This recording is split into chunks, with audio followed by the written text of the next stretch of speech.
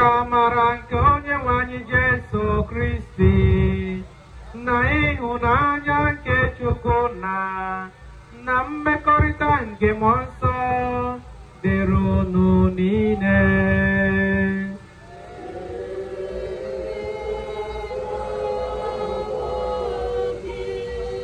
Otito dịrị Jesu. Tata bụ 5th of January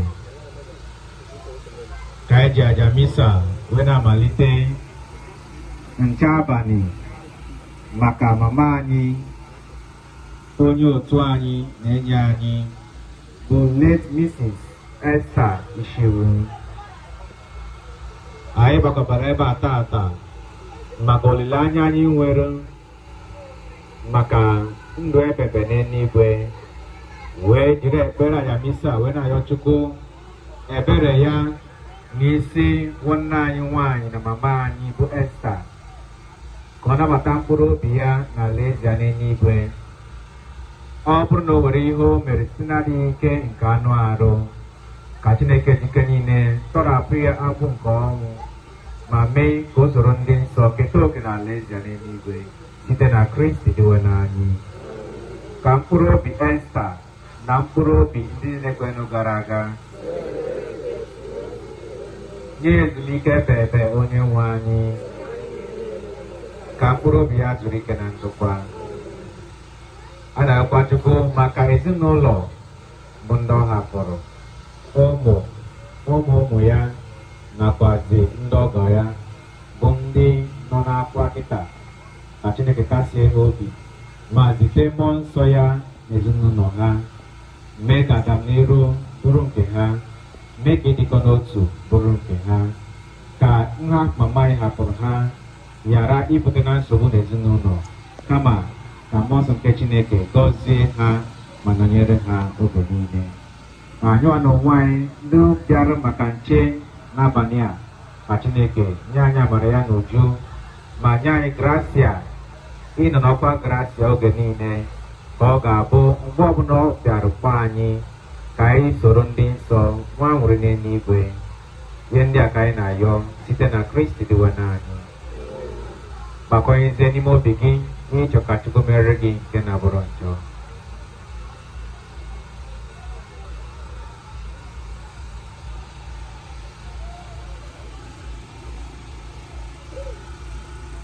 Ụmụnne m, iji kwado onwe anyị nke ọma maka emume ihe omimi ndị a dị nsọ, ka anyị kweta na ya emehiela site n'ịkwupụta njọ anyị gaa.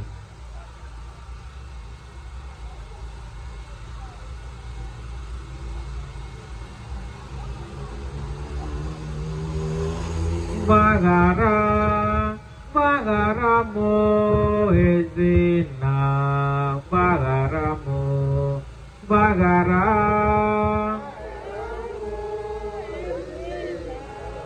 gbaghara m ihe ọjọọ niile mere n'ụwa, gbaghara m okwu ọjọọ niile m kwuru n'ụwa, gbaghara m.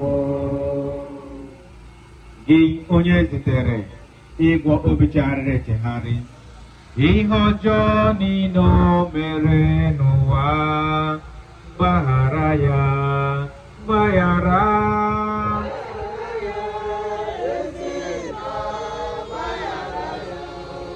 Gbaghara. Nna dị nsọ, anyị na-ayọ mgbaghara nke njọ na mkpapụ n'afọ nke njọ n'isi odibo gị bụ Esther, maka enyi nne o mere megide ịdị mma gị. Gbaghara ya ma sachaa ya, mee ka o keta oke na anwụrị dị ebebe na alaeze gị n'eluigwe. Gị onye bịara ịkpọ ndị omenjọ, okwu ọjọọ niile o kwuru n'ụwa, gbaghara ya, gbaghara.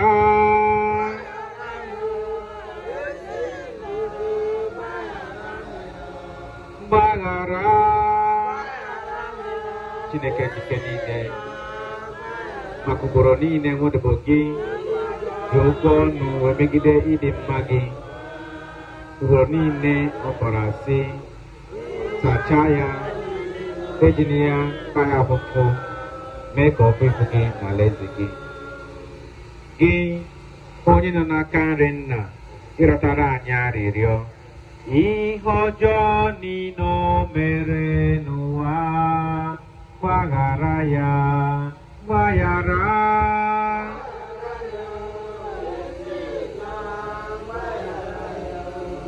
Gbaghara. Chineke jike niile anyị na-ayọ maka the sins of omission. Ihe ọma nwụdụbụ kwesịrị ome n'ụwa ọ na-emedugo, gbaghara ma sachaa ya, mee ka na ndị nsọ gị na ndị mmụọ ozi gị soro wee nwa anwụrị na alaeze gị n'eluigwe. Ka Chineke ji ike niile mere anyị ebere, gbaghara anyị njọ anyị gaa, duru anyị na ndụ ebighị ebi.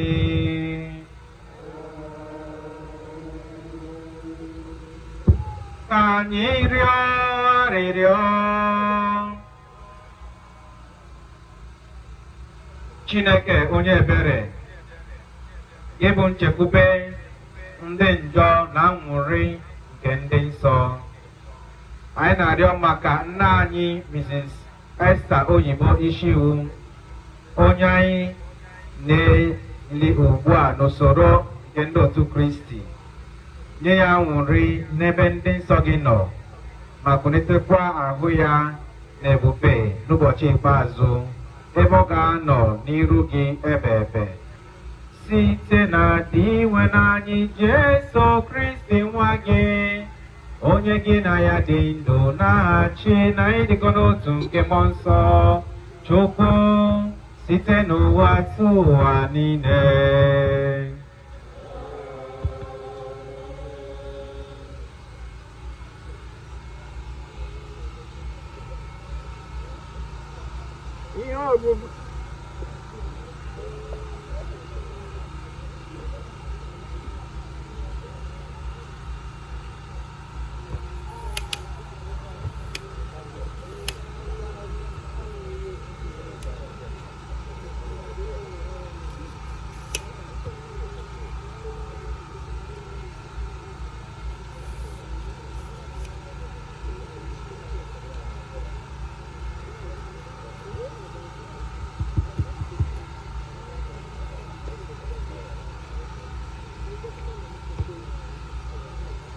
Ihe ọgụgụ nke a si n'akwụkwọ nke abụọ nke Makebi.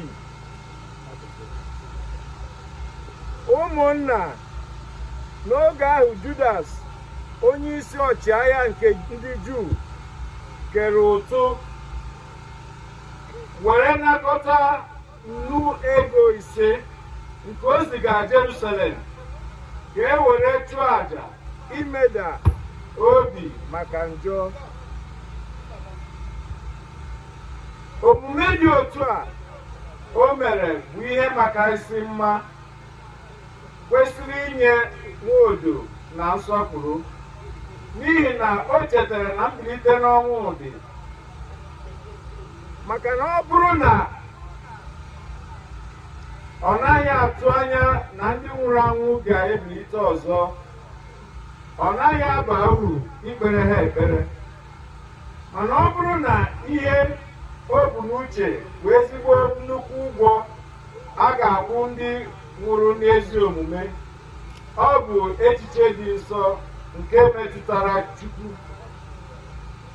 Ya bụ, ọ kwụrụ ụgwọ njọ maka ndị nwụrụ anwụ ka e wee zọpụta ha na njọ ha. Okwu nke Osebụwa. Ụlọ nke di nwere m ka m ga-ebi ebebe ebebe.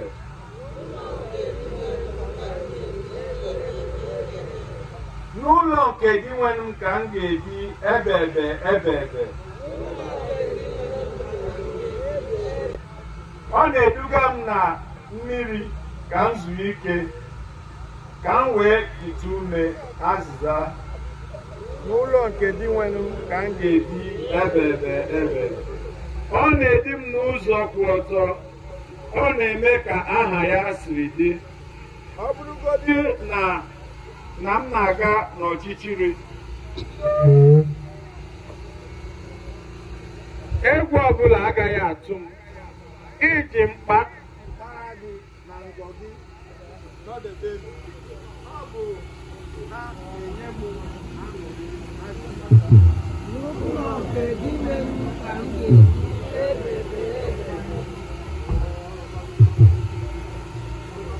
ekwadorole m nri n'ihu ndị iro m. Ite n'isi m mmanụ, iko m ejula n'ọnụ na-agbafu azịza.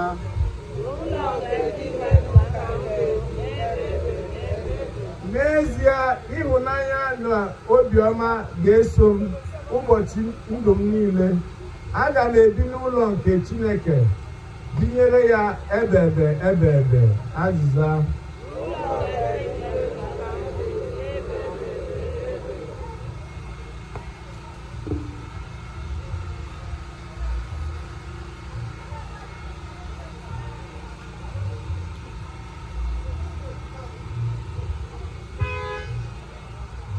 Ihe ọgụgụ ewetara n'akwụkwọ ozi Pọl dị asọ degara ndị Rom. Ọ bụrụ na Chineke dịnyere anyị, onye ga-emegide anyị? Onye ahụ na-azọdoghị nwa ya, kama o were ya nye n'ihi anyị niile.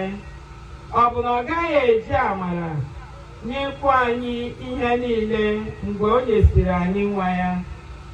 Onye ga-ebo ndị Chineke họtara ebubo? Ọ bụ onye pụrụ ịma ha ikpe? Ọ bụ Jesu Kristi? Mba, ọ bụghị naanị na ọ nwụrụ maka ihe anyị, kama o si n'ọnwụ bilie, bịa nọrọ n'aka nri Chineke na-arịọrọ anyị arịrịọ. Ọ bụ nsogbu ka ọ bụ ahụhụ? Ka ọ bụ mmegbu ka ọ bụ agụụ? Ọ bụ ịgba ọtọ ka ọ bụ ize ndụ? Ka ọ bụ mma agha? Abịa n'ihe niile ndị a, anyị karịrị dịka ọgụ n'ihi onye ahụ hụrụ anyị n'anya.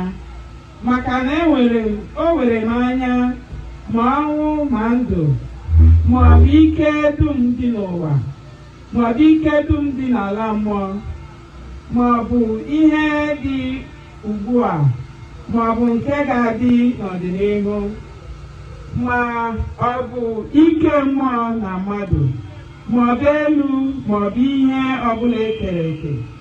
O nweghị nke ọbụla nwere ike ikewapụ anyị n'ịhụnanya ahụ.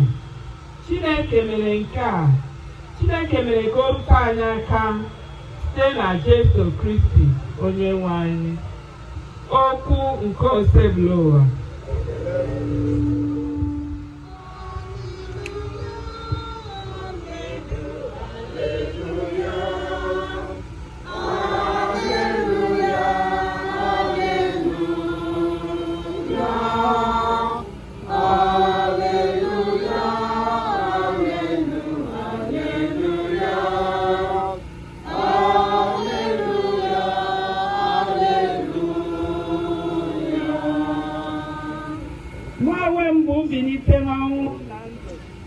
Onye ọbụla kwere na mụ, ọbụlagodu na asị na ọ nwụrụ anwụ, ọ ga-adị ndụ ọzọ.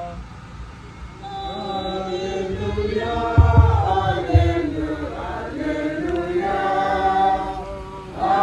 alleluia,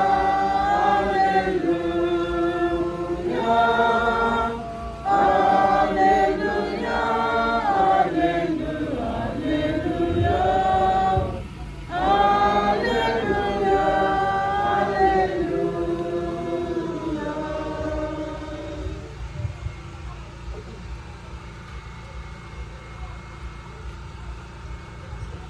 Onye nwe anyị nọnyere unu.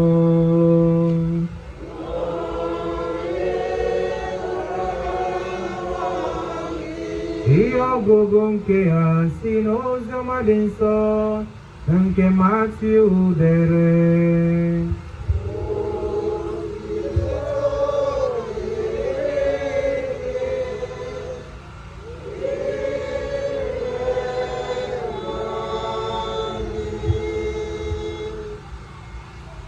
alaeze eluigwe dị ka ụmụ agbọghọ 10 ndị buru ite ọkụ ha gaba izute nwoke na-agba akwụkwọ.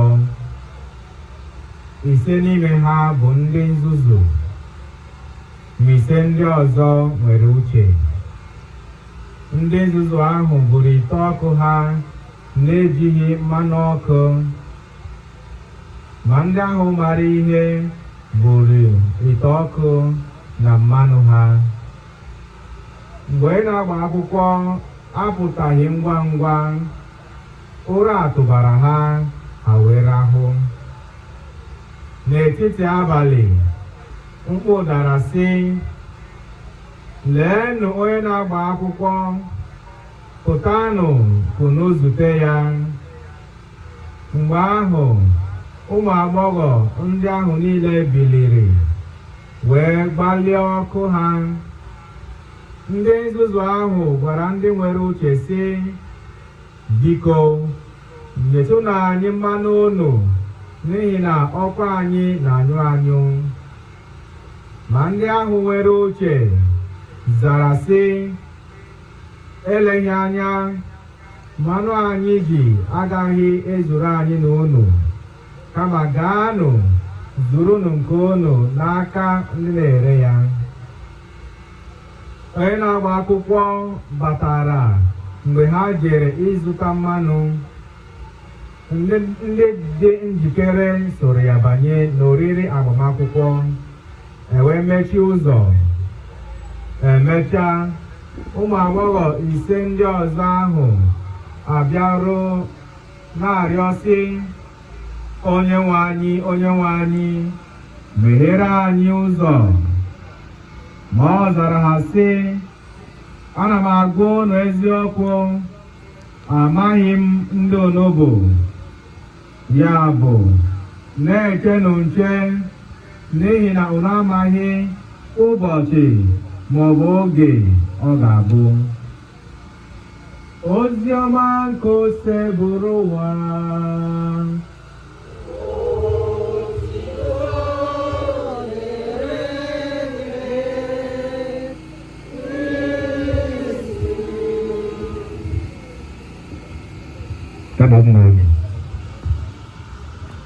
Otito dịrị Jesu. Agwara m na phone na time mass bụ 7 o'clock. Wee gbara ọsọ from all the way from Enugu State rute ebe a by to 7. Asị m ya he. Sejide ka m nọ na-ejegere ka ị na-acha ala. Kịta ka akpọ m na phone sị m na-adịgo ready. M wee pụta. Maka nna asị na fada bịara late, fada bịadịgo late. N'ọbụ unu mere ka fada bido mass late. Otito dịrị Jesu. Anyị nọ ebe a iji ekpere aja misa wee malite nche ekpere maka nwanne anyị bụ Esther. Ebe ekpere anyị na-ekpe bụ ịhanye mkpụrụ obi ya n'aka nke dị nwenu, maka na nwanne anyị nwaanyị mgbe ọ nọ n'ụwa na ọ fụrụ Chukwu n'anya, ihe gbasara Chineke na-amasị ya. Ndụ ya niile bụ ndụ ekpere nke bụ na oge ọbụla ọ fụrụ ohere iso na aja misa, ọ na-agba ọsọ abalị na-ajaba aja misa. Ọ bụ echi ka ga-akọwachara anyị gbasara ụdị ndụ o biri, the kind of life o biri bụ life of prayer and penance. Nke m jụrụ mara ya mgbe m nọ n'Okpuje ebe a, oge ọbụla ọ fụrụ mụ ihe na-agụ ego bụ gịnị? Oriri nsọ ịkarịcha dị asọ.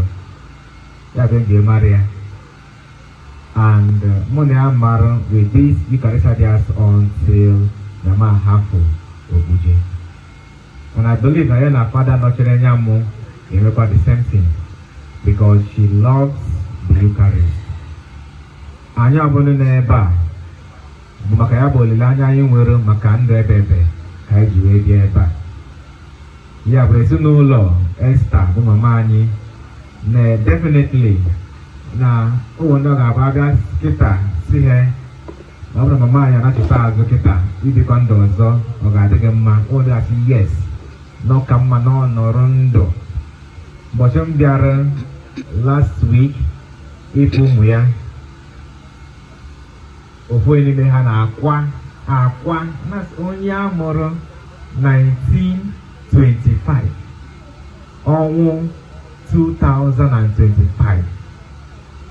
Ọ ga-agwadịghị mbọ mmadụ ga na-akwa, mana ihe a na-akwa n'ịkwa abụghị na achọrọ ma ọ nọ ịma, ọ bụ ya na-akwa n'ịkwa bụ gịnị na ichitekere ụdị ihe gị na-amịrị ka gị na ya si wee kwume okwu, rikọ nri, ṅụrie egwu, ma ndị o tiri ihe ma ndị oge kọrekshọn, ichitekere ya niile ọ ga na-ewu gị n'obi. N'ọbịa bụ na-ewu mmadụ n'obi, ya bụ na-eme na mmadụ na-akwa ịkwa, remembering the good times shared. Mama bụ onye m ga-asị na onye ọbụla mere encounter nwere ihe ọma ọ na-ekwu gbasara ya. Ndị niile mụ na kpọrọ na phone, ndị niile mụ na ha fọrọ maka ya bụ ọnwụ na-agwa m their encounters, ma ụmụ ya ma ụmụ ya ma ndị ọgọ ma ndị a na ha shi, ha na-ekwu ezigbo ihe gbasara mama anyị.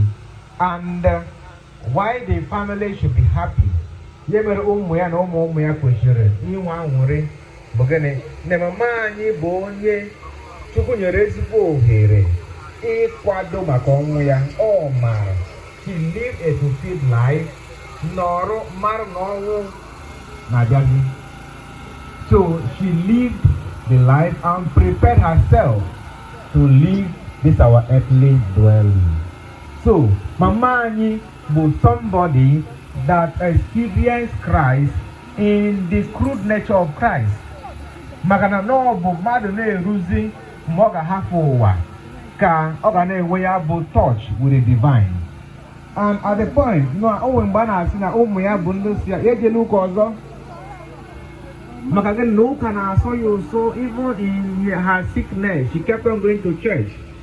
N'agbanyeghị na eche adịghị ya onwe ohere n'ọzọ jere ụka.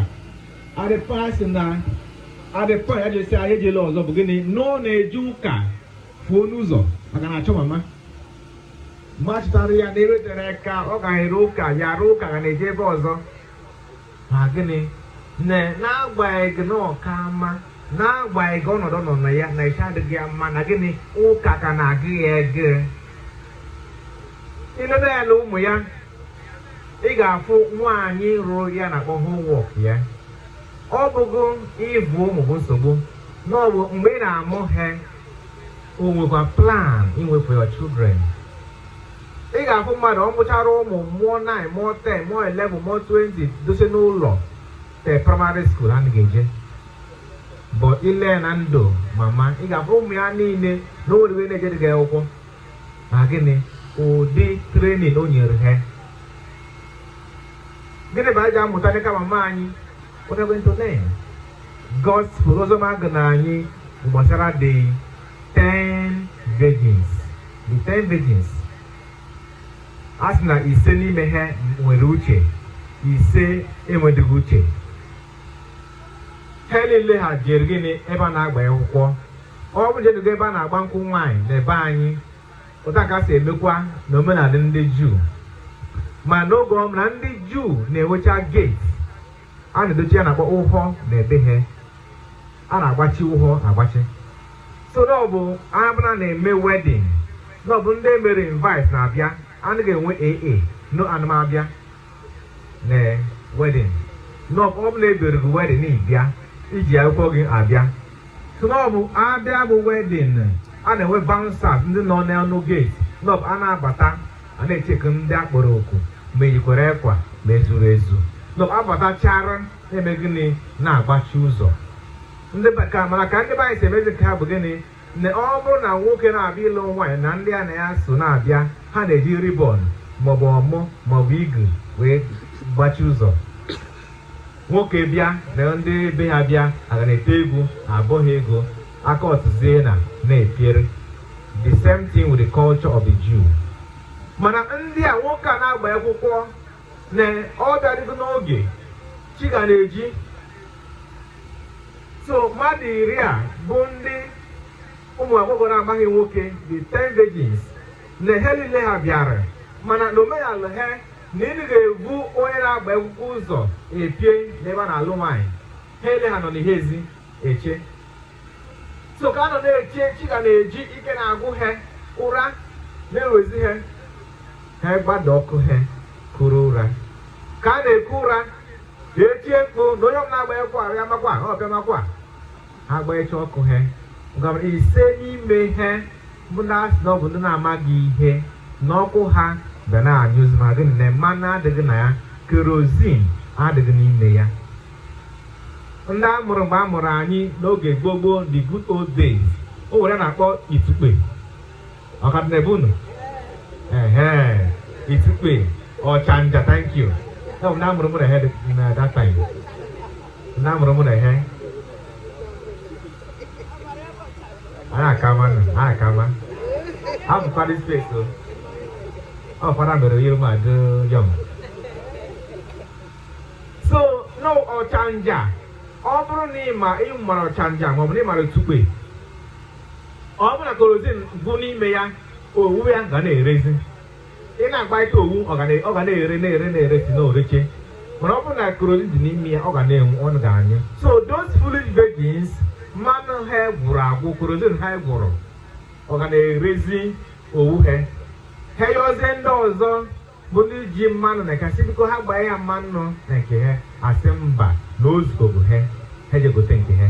Ka ha na-eje ma egote nke ha, onye na-agba ya kwọ pịrị, ndị dị redi soro ya pịrị, emechite ụzọ. Mgbe ha ga-egotecha kerozin nke ha, lachita azụ, ga na-agbachi m ụzọ, ha ga na-akụ aka diwe mgbe here anyị ụzọ ma epịrị, ọsị mba amaghị m ndị onugbu. Jesu ji ihe akọwara anyị ihe dị oke mkpa. Chetakwanụ na Matthew chapter 25 bụ ebe a na-akọwa maka the parables of the judgment. Ebe a na-akọwa maka ụka bụ ilu gbasara ikpe nke Chukwu. Na ndị a bụ ndị mara ihe, bụ ndị a na-akpọ ndị nọ n'ọkwa gracia, ndị na-ebi ezigbo ndụ, dịkwa redi na mgbe ọbụla Chukwu bịara na ha dị nkwadobe iso Chukwu wee banye n'eluigwe. Ndị a na-akpọ ndị nzuzu bụ ndị ọmụ na-eme njọ, ndị ọmụ nọ etepi onwe ha chezo n'ofu ụbọchị na ga-agbalị n'ụwa.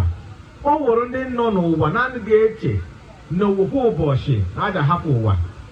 They don't think about it.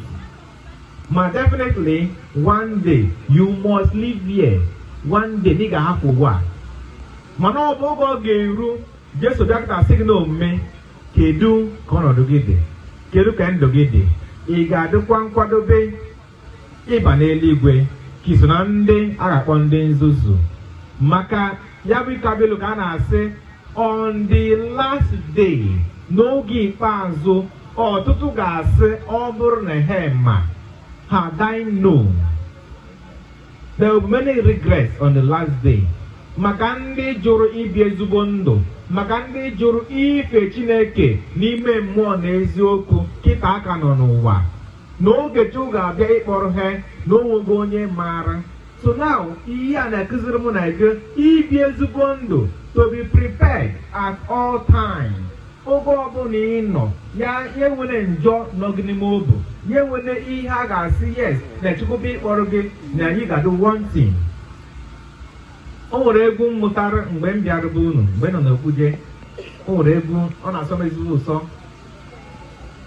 Ọ na-asị m abalị ole, abalị abụọ ka mmadụ were n'ụwa, ụbọchị ọmụmụ ya na mbọchị ọnwụ. Abalị ole, abalị abụọ ka mmadụ were n'ụwa, ụbọchị ọmụmụ na mbọchị ọnwụ. Ụfọdụ n'ime anyị anaghị eche maka ụbọchị ọnwụ anyị. Mmadụ niile ama nwe udo ohere mama anyị nwere. Ndị na-enwe ohere Chukwu na-enye ya bụ gracia ịkwado onwe ha ọfụma bụ ndị Chukwu na-enye special grace. Ọnwụ ka gị nwere ike ịbịa sudden oge ọ bụrụ ozu kịta anyị nọ kịta na ị na-ala be gị n'ome. Ọkwa mgbe ị nọ n'ebe a ka a sị na o nwere nwaanyị jere ọmụgwọ ọtịghị n'ebe a ọ natara ọmụgwọ moto pịa ya n'ụzọ. Ọkwa ebe a n'Okpuje ebe a nọ o jekojeko onye na-eje na ọ nọ n'ụyọ ọ na-enwe aṅụrị ọ ji ka ọmụgwọ dachara mgbe ndị na-ekpere oche na-ekpere data gọziere ya ọ na-eje. Ọ nwere ofu nwa ekwutere m na parish last year. Mama ya, this young girl, nwa mbụ ya ọ na-amụ ka ọ na-amụ nwa with happiness ka di ya ji ego ka ọ na-amụ nwa o mee push o pushuru ndụ ya kwa ọ na-amụ nwa shiri ebe a nwụọ mana nwa ya ka dị ndụ. Mana ọ bụ na a gwara na ọ ga-anwụ n'ata ọ ga-ekwe? No. Ọ bụ gịnị? Being prepared, ịdị nkwadobe, ịnọ n'ọkwa gracia. N'ịbụ onye nzuzu bụ gịnị? N'ịnọ n'ọkwa njọ na gịnị na-ebu mmadụ iwe n'obi. Let me tell you people, na onye ọbụla na-eburu nwanne ya iwe n'obi n'ọbụ njọ ọ na-eme. Chetakwa the amplified commandment of Matthew chapter 5. Ọzọ onye ọbụla na-eburu nwanne ya iwe n'obi a ga-ama ya ikpe. Na onye ọbụla kpọrọ nwanne ya onye nzuzu laka ọkụ mmụọ. So ụmụ ndị bụ iwe bụ nsogbu ha. That iwe dị n'ime obi can lead you to hellfire. In the life of our mother, no beginning accommodation. Ebe ọ bụla issue bịa, no ga-achọ to help you. Gịnị enwegoro problem ife ịma na ọgba ha nede.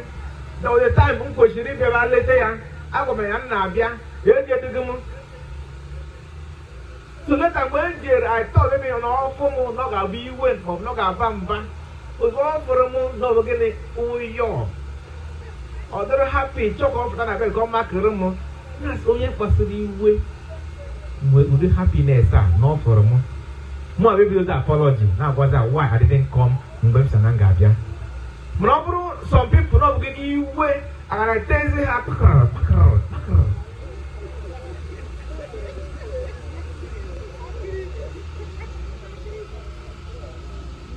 No, beginning being pure in heart ka Chukwu chọrọ. Being pure. Kwado m onwe gị maka na onwe gị onye maara ụbọchị ọ ji abụọ.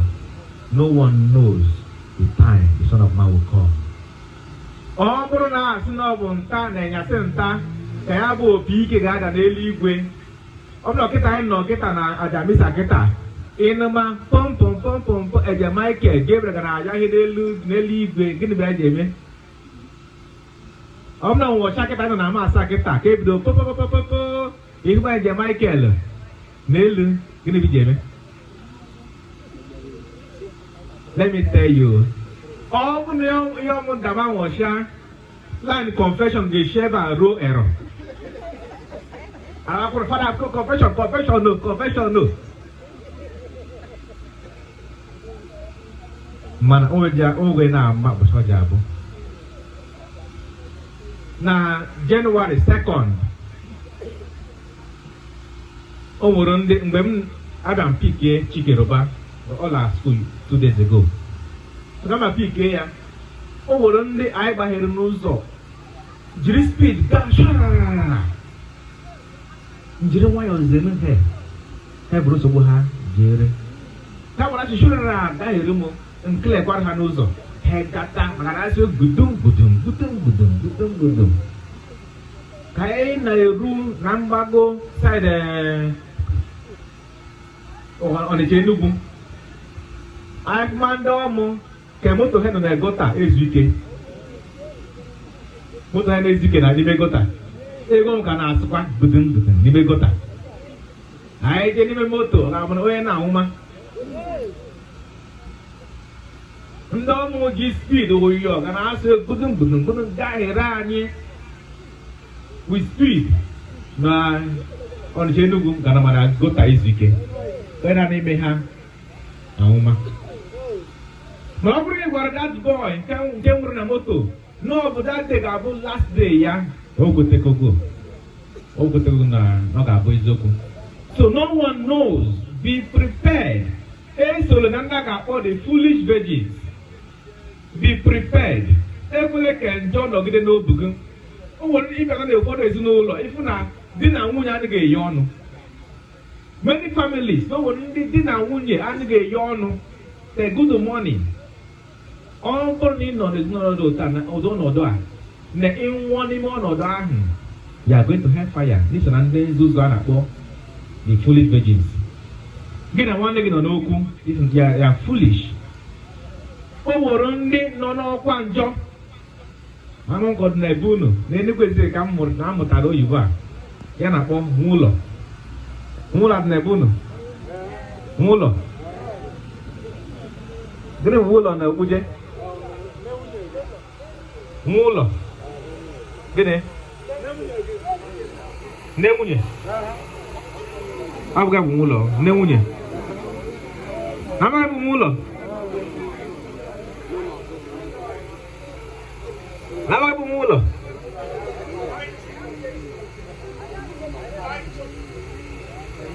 Kere ohere na-agụ anyị dị kọwado mmadụ anyị. Oto di Jesu. Like in Sunday Sikalili, that my is over from mental. Like when I was growing up, I'm almost something years now. So when I start for my family. So like my mother, we just take one name, one, one, my father. Okay, with another blood or to give me. So cherry can cherry now. Opening my grandma year more. So that's more like a hobo. Why at Mbeko and wounded you wine. Have you ever more? Obega, we are going to take one name of the taking one. After this can name Yabulo, we went in the Westgate. No, the same thing. They have side cheek. Whenever you ask it, they won't learn. I'll be just shooting again.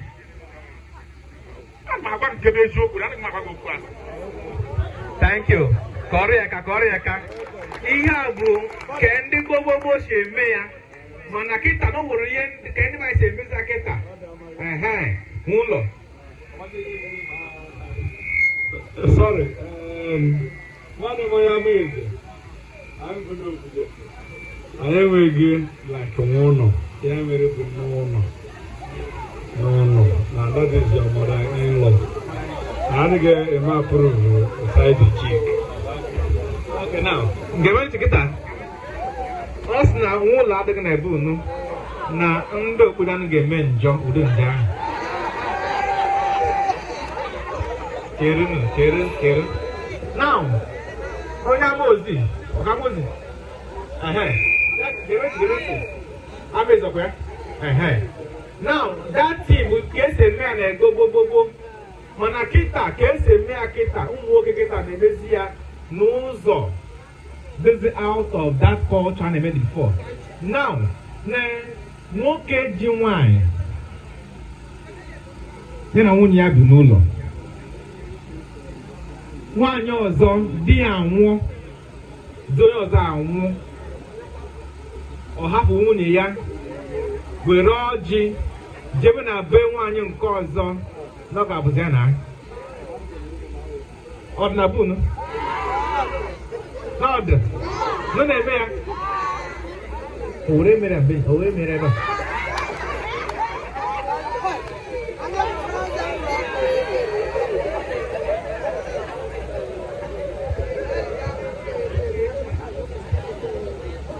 So all boro ni na-eme ihe na edo taa.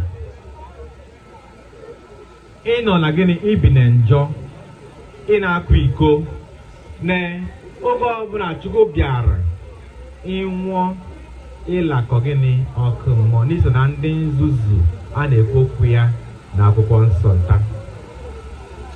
O nwere ndị bụ na n'ibata n'ime ezinụlọ ndị ga-afụ ofu onye abụrụ nsogbu nye mmadụ niile n'ezinụlọ. ofu onye papa na-agbanụ gị ọsọ, mama na-agbanụ gị ọsọ, ụmụnne gị na-agbanụ gị ọsọ. O nwere nke na-eme n'Enugu Ezike nkịta nka na-etere to the case even today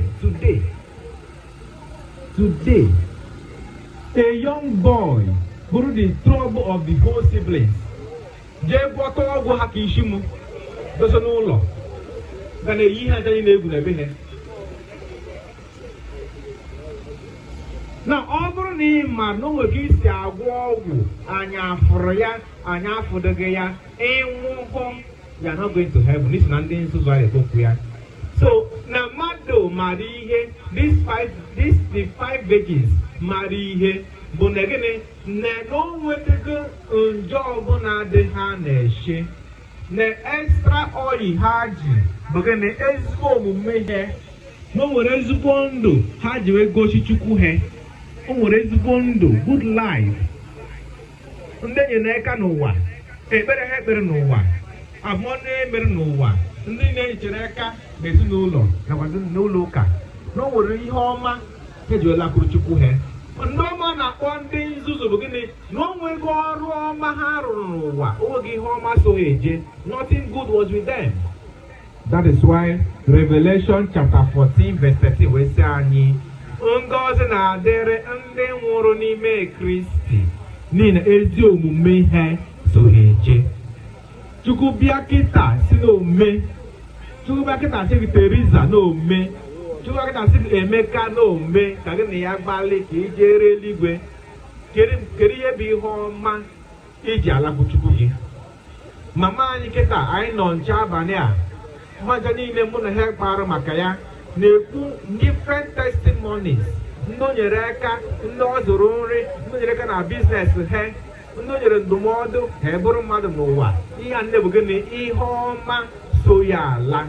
Gịnị bụ ihe ọma iji alakwu Chukwu gị?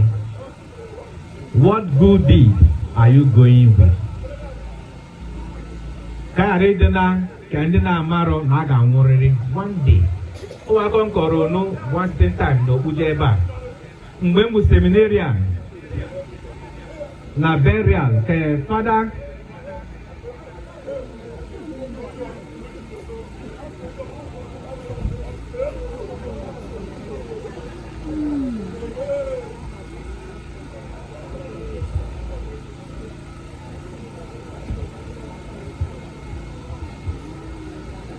anyị nọ na burial mass n'ime ụlọ ụka. Ebu ụzọ fụọ na edo ụlọ ụka ga-abụ onye ọzọ a ga-eli na parish ahụ. Agbasa ụka mma bụ seminarian nọ na mass box akwanye mass box n'ime akpa kwara ifuchere ekwa je na ebe ambulance dị eche ozu ka ozu pụta ka ozu afụta dịgị ọha eletukwuchi na oche ha n'ime ụlọ ụka. Ụlọ ụka dịrị jii kwara ga na bakati fute na ozu a ka anyị libe onye nwụrụ anwụ mgbe pụtara kwara ga na aba obodo nwere ndị na-efu ozu no noise katụsi fada gamaleka fada pụta n'ime ụlọ ụka kacha asị ya ịkparịghị ịgọ n'anyị n'oge ihe bụ ụzọ kwọ n'ụlọ ụka ji anwụ. Fada sị sorry n'ọkụ na o ji okwu ekwu okwu anyị pụta ma ịpụta ma n'oge na-eme mmadụ. Tekati achọghị ịnwụ, chairman achọghị ịnwụ, nnukwu niile tukwu n'oche ha iwute egwekwere ha ekwe n'ukwe o wee chọrọ ịnwụ. Mụ bụ seminarian na-akwachi na ọta oge m na-eme nke m bụ na na-akwachi na ọta boys na box. Mba, ọ bụ na m kwadochara anụ afụ na nke m na anọ m ọrụ m. So ihe ọzọ bụ na ọ nwoke chọrọ ịnwụ. No person wants to die, but definitely okay no never get that. Ofu onye ga-abụ next to die. You must go. Now we're gonna be prepared at all times. Ekwele ka gị na mmadụ nọrọ n'okwu. Ekwele ka o were njọ dị gị na-eche. Ọ bụrụ nwere gị so eme njọ megide Chukwu gị gbaa mbọ ga-ekwu fada ga-eme nkwupụta ka edoro ọcha. Ekwele n'oge ikpeazụ ya ga-ajụkwa anyị n'oge ikpeazụ abụkwago ekpere ole ikpere About how many fasting you fasted though? Go and read the judgment of nation. Matthew chapter 25 from verse 31 down. Now God said, Mbaga na gamo inyerumuri unrie. Ekpere na kwa monko ene mo mmiri ngere. Agba m ọtọ inye m ekwa. Ama onye ọbịa ịnabata m. Na ndị nze ụmụ ga-ajụ ya gịnị? Nna, kedu ebe anyị fụrụ gị ego na gịnị nye gị nri rie? Ekpere na kwa monko nye gị mmiri nwụọ. Ịgba ọtọ nye gị ekwa. Ọ ga-asị gịnị? Ihe ọbụla unu mere ofu onye n'ime ụmụnna m ndị a mụ ka ị mere ya. Ọ bụrụ na o nwere onye ị na-emegide n'ọkwa Chukwu ị na-emegide. Ọ bụrụ were eji ihe na-eme mmadụ ọkwa Chukwu gị na-eme ihe ọmụ. Chukwu na-eme ya datin. So gbaa mbọ nwee ezigbo omume imere mmadụ ibe gị maka na ọ bụ ya ka a ga-ajụ anyị n'oge azụ. Mama anyị kịta a maara m na Chukwu sayete peji ya n'eluigwe aja akụkatakwa ya for 2-3 days maka mụnwa na ụmụnne n'ebe a kịta bụ a beneficiary of ihe ọma o mere ọ nọ n'ụwa. Mgbe anyị na-eti mkpu maka ụlọ ụka maka na anyị ekwu mama anyị na sick call ke ọ bụ ya nwoke bụ Israel chi wee gawa na Catholic Church mebe baza. You can remember it. Ọ bịara mebe baza and I know mama bụ ego asị ya ya je mere fara baza and he came give us money. Anyị ji arụ be Chukwu. N'ọbụlụpụ one of the things mama mere o nwere somebody na-ekwu na ọ bụ mmadụ nta maka okwu ha gwara ya. Onye na-ekwu ihe ọma maka gị kisona na-asị na ọ bụ na ya ma na ekwechighị ịmụ gị. O were na-asị kedu ka esi mụọ onye dị ụtọ a. O nwoke nwụrụ n'ebe anyị 4 years ago. Ụmụ boys nke na nkwụ ọba anyị ga na-aṅụ mmanya na mmadụ nwụrụ. Aṅụ mmanya ayọ na mmadụ nwụrụ. Iso na ndị bụ nsogbu n'ụwa ka iso na ndị ọ ga-abụ ịfa aga na-akwa ekwe asị ma ị nọ ịkwa ọma dịka mama anyị. Ya ka Chineke nye anyị amara ka anyị ghọta n'ofu ụbọchị na anyị ga-ahapụ ebe a. N'ofu ụbọchị na ọ ga-abịa ịkpọrọ anyị ka anyị dere ka the 5 wise virgins ka o nwee ihe ọma anyị ji alakụchukwu anyị. Karịa ime na dịka the foolish virgins bụ ndị na-adọrọ nkwadobe ịlagụ Chukwu ha. Ka Chineke nye anyị ya bụ gracia udo nke o nyere mama anyị ka ọ kwado m onwe ya ọfụma wee bịa ezigbo ndụ weta ndụ ndị mmadụ ọ gbanwere nwee legacies ọ hapụrụ n'ụwa ka anyị nwee ike bịa ezigbo ndụ ka ọ ga-abụ mgbe ọ bụla kpọrọ anyị ka anyị dị nkwadobe ikedo gị n'ala eze n'eluigwe site na Kristi dịwe n'anyị. Ka mkpụrụ obi Esther na mkpụrụ obi niile kwenụ gara aga nye ezumike ebe onye nwe anyị. Ka mkpụrụ obi ya zuru ike na ndokwa.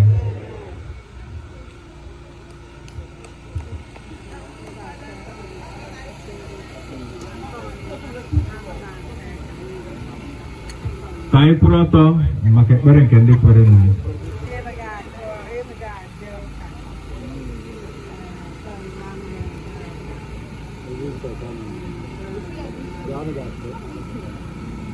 Ka anyị were okwukwe na ntụkwasị obi kpọkuo Chukwu nna anyị onye dị ebe na onye si n'ọnwụ kunite nwa ya bụ Jesu Kristi ka onye ndị dị ndụ na ndị nwụrụ anwụ udo na nzọpụta.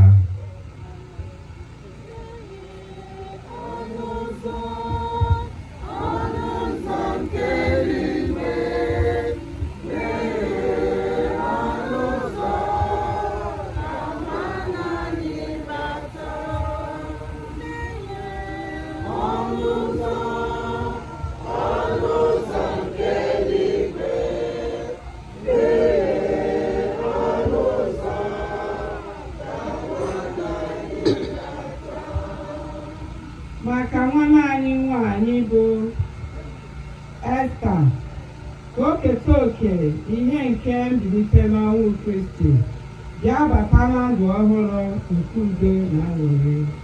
Anyị arịọ gị dị nwere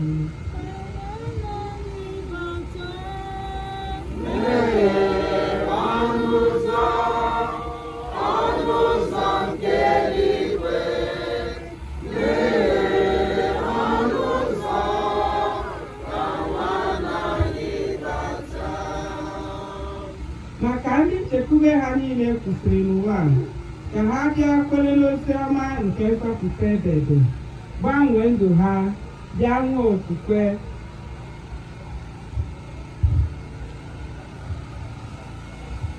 na Kristi onye bụ ụzọ, eziokwu na ndụ.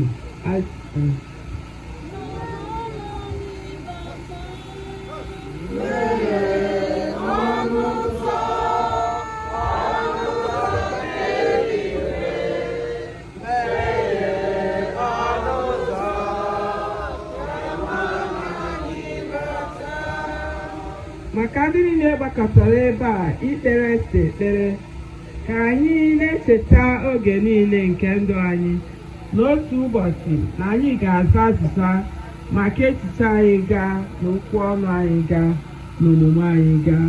Anyị arịọ gị biko dị nro.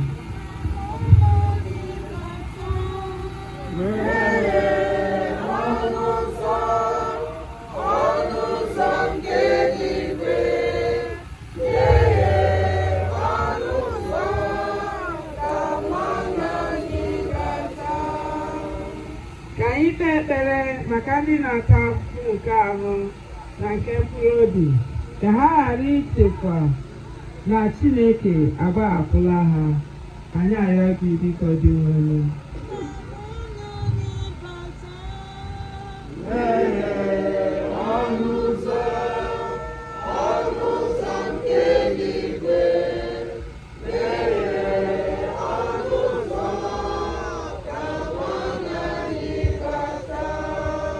Ka anyị kpee ekpere maka ndị niile ji okwukwe dị ebe a taa ikpe ekpere, mee ka anyị niile sonye n'otuto nke alaeze gị.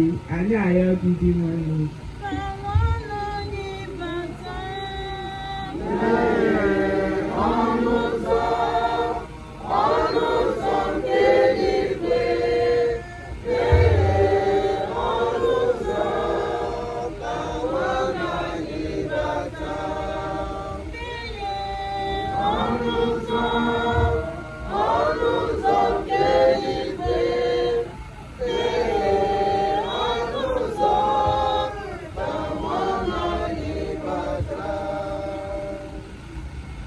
Onye nzọpụta dị obiọma, ihichapụrụ anya mmiri niile nke nwaanyị ajadu nke nne mgbe e nyeghachiri ya otu nwa ya, ka a site ndị niile na-eru uju obi maka ndị nke ha nwụrụ anwụ. Anyị arịọ gị dị nwere.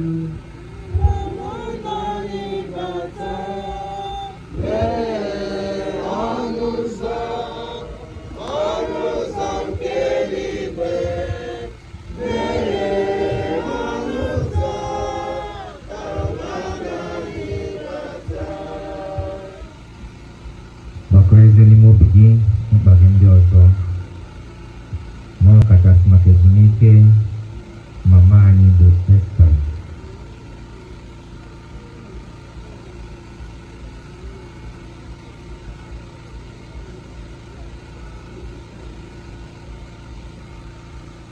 Ka ịhanye ekpere na arịrịọ anyị, mee ka nna anyị dị asọ ụzọ gị Maria ka ọ tara nwa ya bụ Esther iyo site n'ikpe ekele Maria.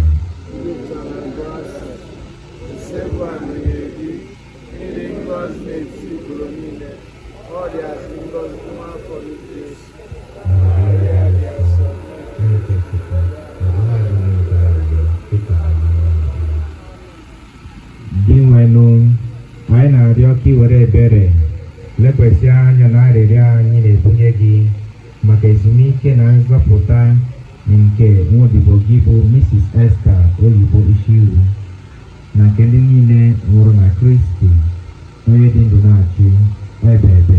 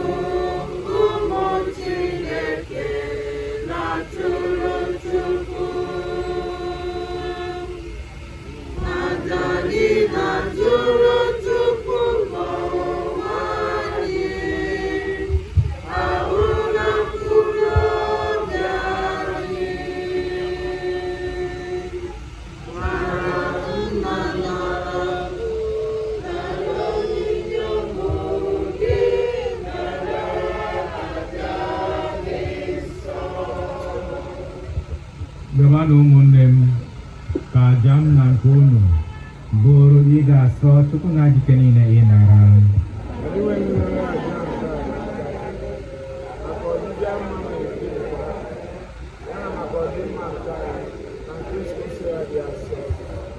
Di nwenu, nara onyinye anyị na-ebunye gị maka nzọpụta nke Mrs. Esther Ishiwu. Ka Kristi were obi ebere kpewa nna anyị ikpe maka na o kwenyere na Kristi bụ di nwenu na onye nzọpụta ya. A narọ gị nke a site na Kristi dị nwenu anyị. Onye nwe anyị nọnyere unu.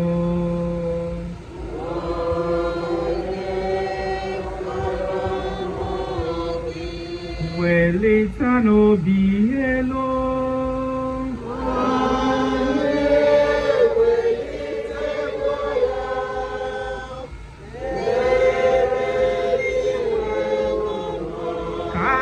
N'ụdị nwe n'ochukwu anyị ekele.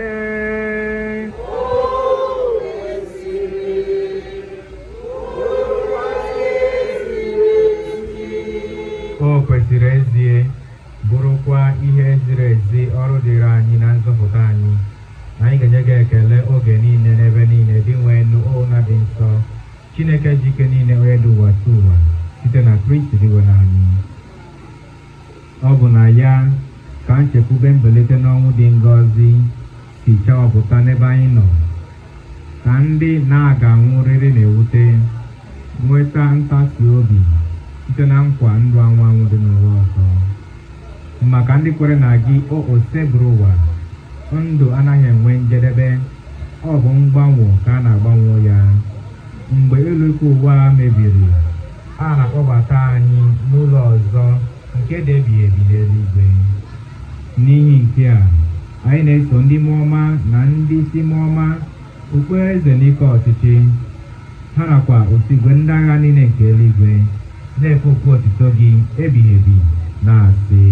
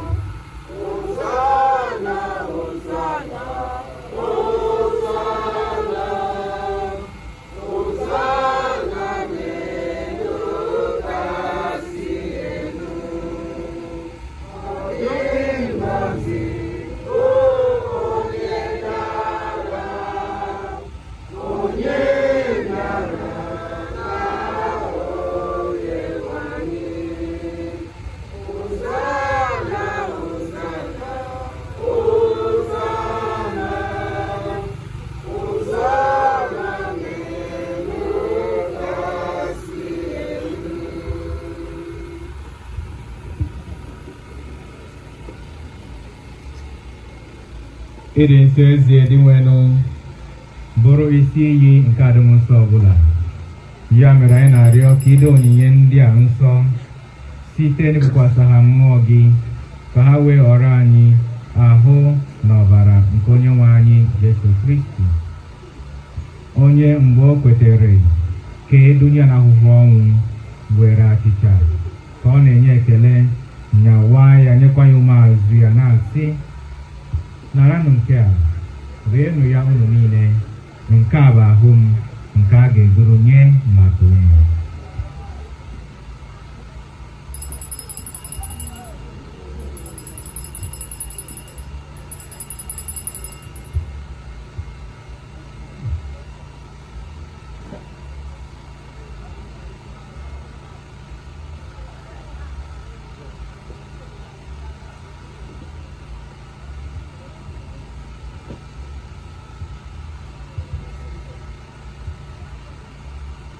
Otu ahụ kwa ka o siri mee mgbe e richara nri anyasị, o buru iko nsọ ka ọ na-enyekwa ekele, bunye ya ụmụazụ ya, na-asị, naranụ nke a, ṅụọnụ ya unu niile, nke a bụ iko nsọ nke ọbara m, nke ọgbụgba ndụ ọhụrụ dị ebighị ebi.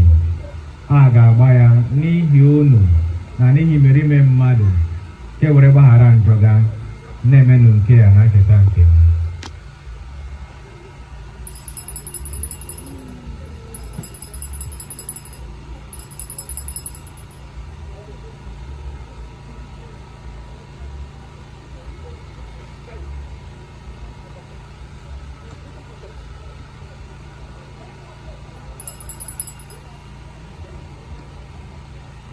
Ihe omimi nke okwukwe.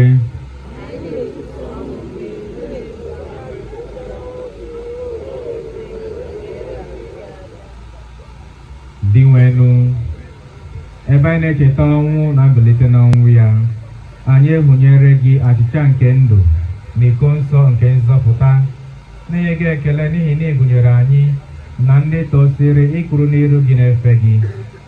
Anyị ji umeala rịọ ka anyị bụ ndị na-eketa oke na ahụ n'ọbara Kristi bụrụ ndị a ga-ekpokọba ọnụ site na mmụọ nsọ. Dị nwenụ, cheta nzukọ gị gbasara n'ụwa niile, mee ka o zuo oke n'ịhụnanya ya na popu anyị Leo na bishọp anyị Godfrey na ndị chịrịchị niile. Cheta nwodibo gị Esther, onye si n'ụwa akpọrọ ka ọ bịakwute gị, ebe jikọtara ya na nwa gị na oyiyi ọnwụ ya, mee ka ya na ya bụrụ otu na mbilite n'ọnwụ ya.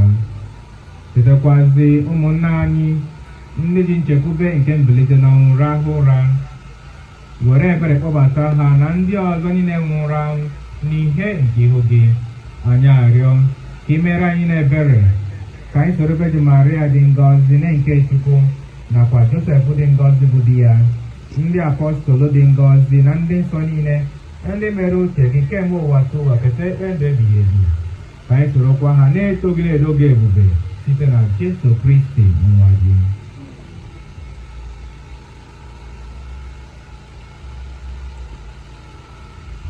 Site na ya bụ Kristi na n'isonye ya nakwa n'ime ya na n'ịdịkọ n'otu nke mmụọ nsọ, ka nsọpụrụ na otuto niile si adịrị gị Chukwu nna ike niile site n'ụwa tụ ụwa niile.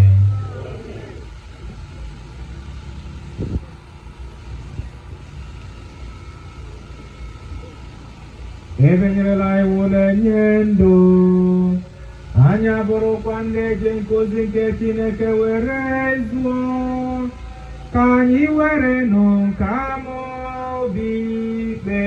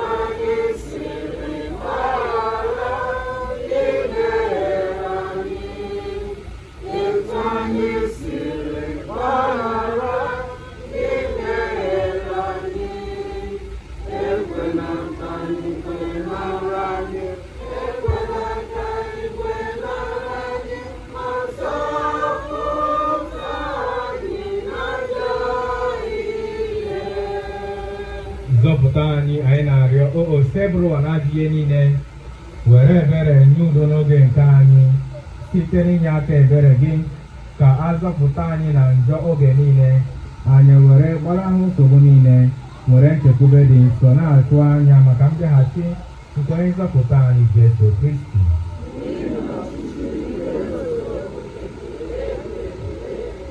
Onye nwe anyị Jesu Kristi, ị gwara ndị apọstọl gị, udo ka m na-ahapụrụ n'udo nke m ka m na-enye unu. Elekwala anya na njọ anyị gaa kama n'okwukwe nke njikọ gị. Nye ya udo na ịdịkọ n'otu kwutebe siri chọọ, gị bụ edi ndụ na-achị ebighị ebi ebighị ebi. Udo nke osebụrụ ụwa dịrị unu mgbe niile.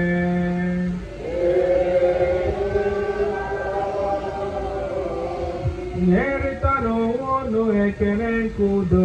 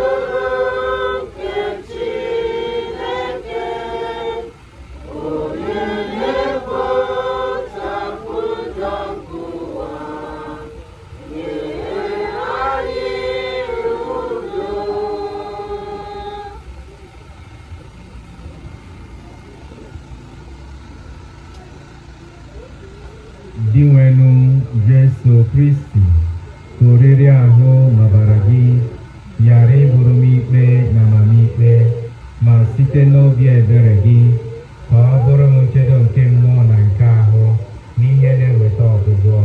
Amen.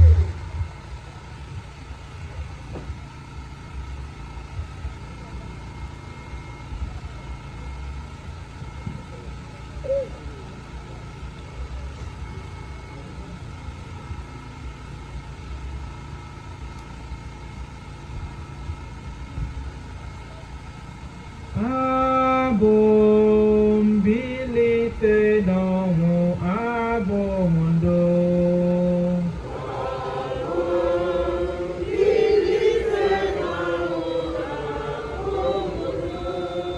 Abụ mbilite n'ọnwụ, abụ m ndụ.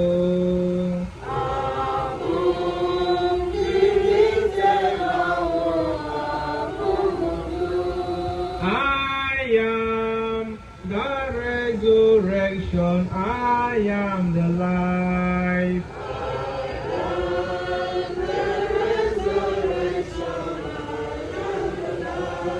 Do you know there is another fellowship in heaven?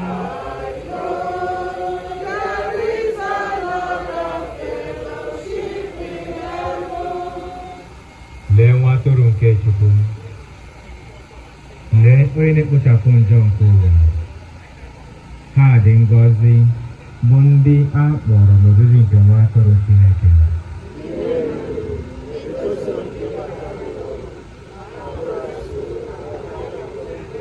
Ka ahụ na ọbara Kristi chekwaba anyị ndụ ebighị ebi.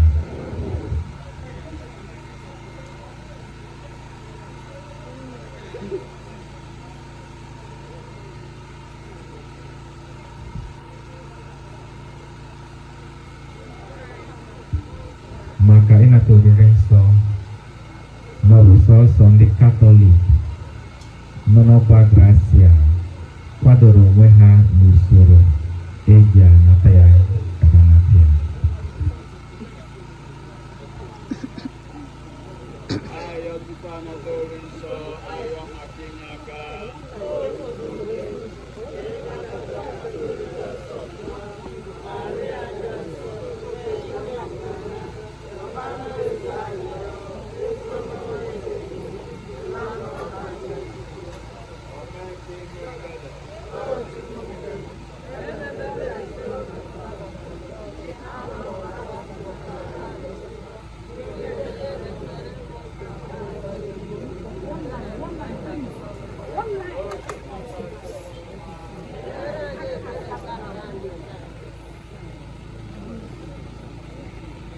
Chineke,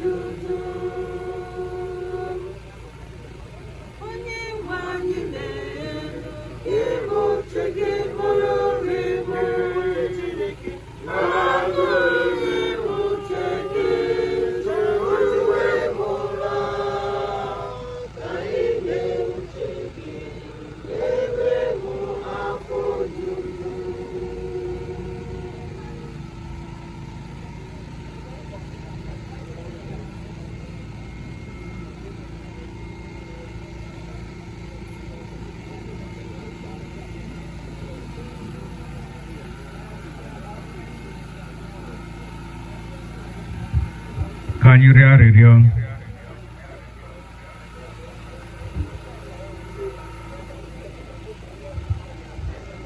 Gị nwenụ Chukwu, nwa gị Jesu Kristi nyere anyị sakramenti nke ahụ n'ọbara ya iji wee gbaziere anyị ụzọ nke eluigwe.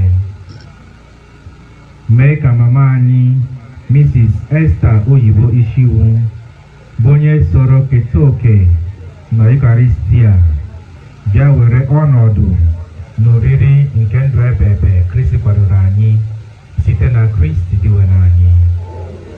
Kadọdịnala ofu onye ga-abịa n'ezinụlọ wee kelee ndị ụka na ndị ọzọ bụ ndị bịara nche enyasịnta.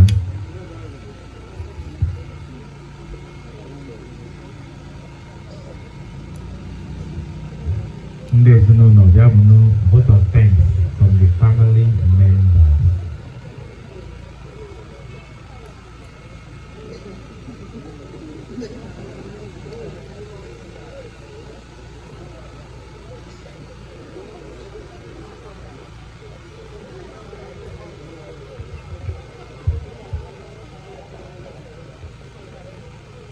Mass echi should be 10 o'clock, I think. So we go 10, bro 10, family, Okpuje mortuary, n'oge. Yardlek and Kenta are there by 2:07. Now they're ready. I have to wait extra 1 hour. Echi 10, bro 10. Ndị fara bịa ọlabụna na-adịghị nkwadobe ahịa kwa azụ. Akara echekwa ndị ezinụlọ.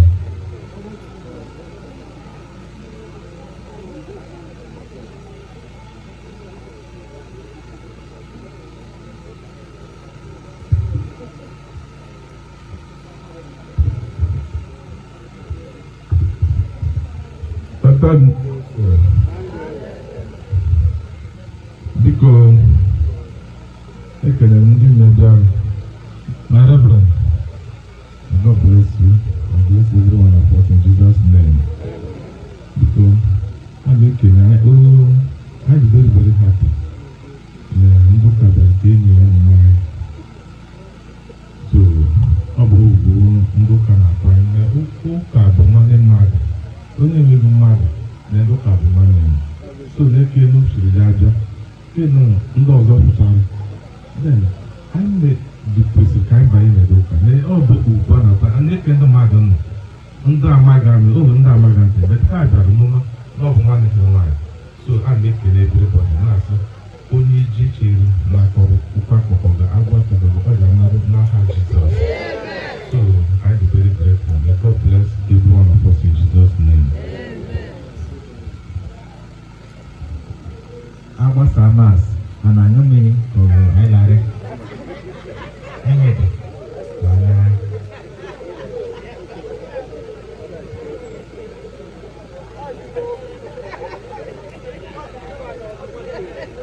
Na mgbe a na-ekwu okwu Chukwu na o were ihe nwanne anyị nwoke ka ọ na gbasara nwa ụlọ na mmadụ lụrụ di mụma nwa akpọta onye ọzọ nwanne ya bụ ọnya ya na di ya ga na-eme njọ ka ọ bụ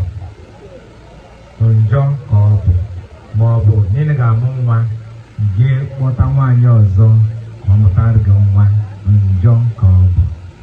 I didn't say during the homily, I don't want people to go home without the right information.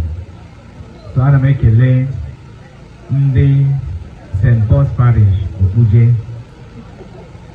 The Oka will participate Okpuje because Okpuje is a here in the Catholic Church. When there everything was set, altar girls doing their work, altar boys doing their work, the choir complete.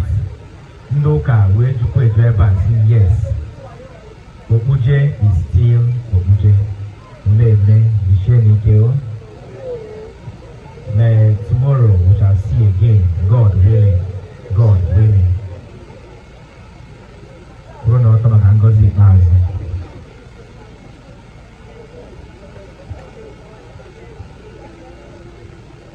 onye nwe anyị nọnyere unu.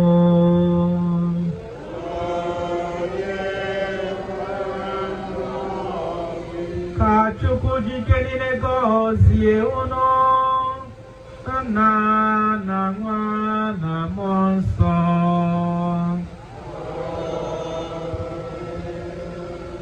Labanụ, misa agụsiwo.